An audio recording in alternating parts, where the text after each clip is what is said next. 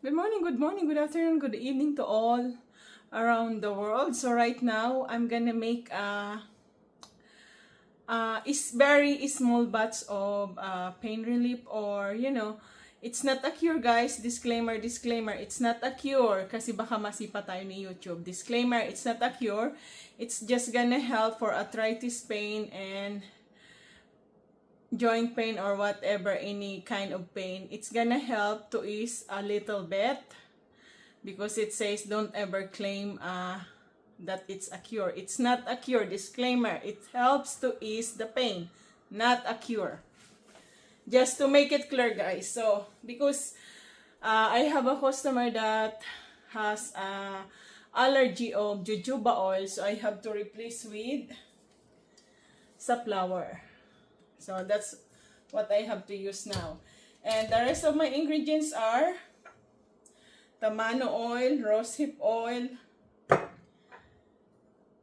vitamin E, frankincense, sea buckthorn, all organic, guys, and my infused oil here.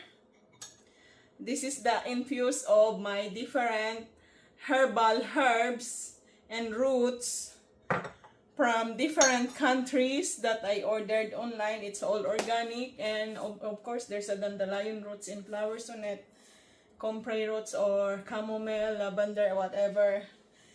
And all of those is in here. I measure already. And of course, we're gonna need a beeswax to make it a salve or a balm. So we're gonna start heating up this. So when it's melted, one by one, we're gonna add the infused oils that I process. Then later on, when it's a little bit cooled down, we're gonna add the vitamin E, all the different oils in here. So this is to help to ease the pain in our body, joint pain or back pain. It's not a cure, guys. It's not a cure because those are there's no cure for your arthritis or your back pain, because if you are working hard, it's gonna come all the time. Repetitive movement or hard work, it's gonna cause you back pain or whatever pain in your body. So this is just to help to ease the pain, not a cure.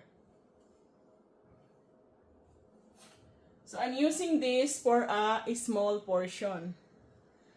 So we're gonna remove this. You see, guys, it's torn in off. So I'm just gonna turn this off because we don't need this now.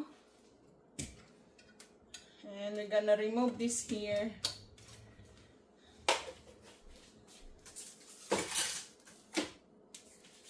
And of course, we're gonna put it here. The tin cans. So we have here. So if it's not enough, I'm gonna get some more.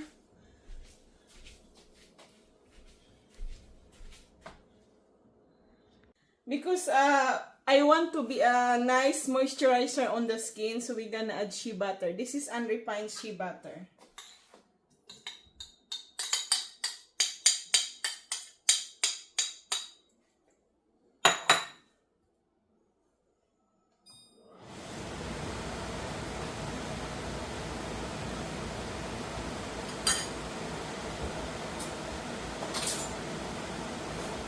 So we're gonna use a stick, not this one.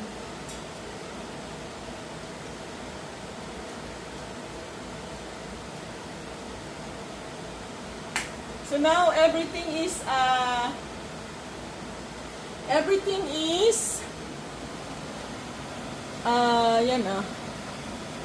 melted already, guys. So I turned it off already.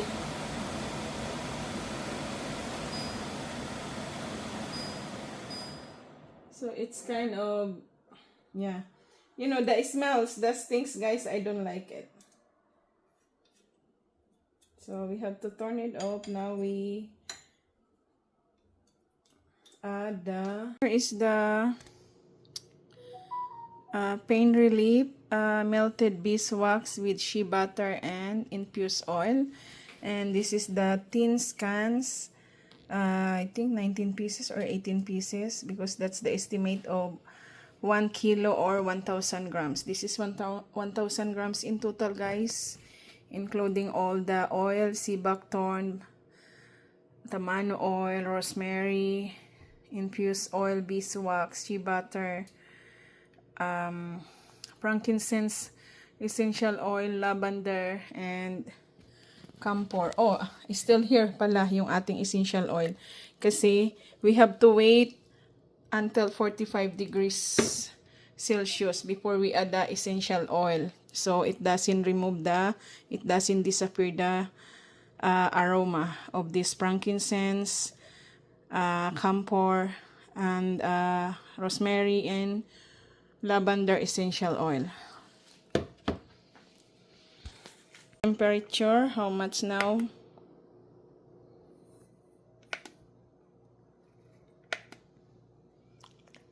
It's 73 degrees, so another maybe 10 minutes to cool it down, or 15 minutes. Now let's put in a tin cans before it's cooled down.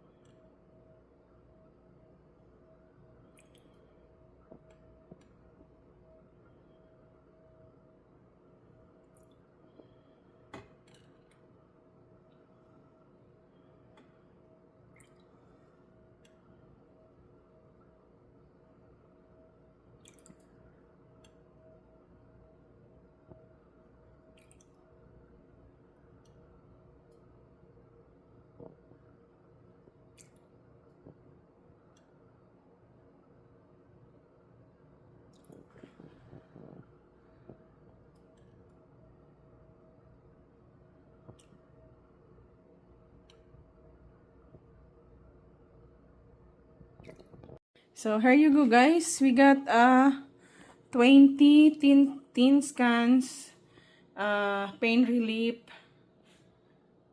salve or skin balm. So again, disclaimer, this is not a cure. This is just to help to ease the pain of your back pain, knee pain, or whatever pain it is in your body. So this is to help to ease the pain. It's not a cure, because there is no cure of chronic arthritis, chronic gout, or whatever, chronic back pain. So this is just to help the pain, not a cure. So ayan yung mga ginamit natin. Oh, ayan yung pinaglutuan natin. Ayan. At still here, the infuse, a lot of infuse. I just get some to make the special order. No jojoba oil will replace with safflower. So tomorrow, this is gonna be ready to use. So yeah, when it's cooled down, we're gonna put the lid and ready to use. Here you go, guys. After couple hours, a little bit cooled down, and see the balm. So this is like a dark green color, and I'm trying to put some label already, guys. So that's the label. Here you go, guys. Our pain relief balm is ready for you. Special order that has jojoba oil allergy, so I have to make it safflower oil instead of jojoba. Ready for you. This one is the old label. I have a new label, but because it's still warm, guys, I haven't closed it. See, guys, This is the new label. So I have additional more ingredients on it to make more, more stronger.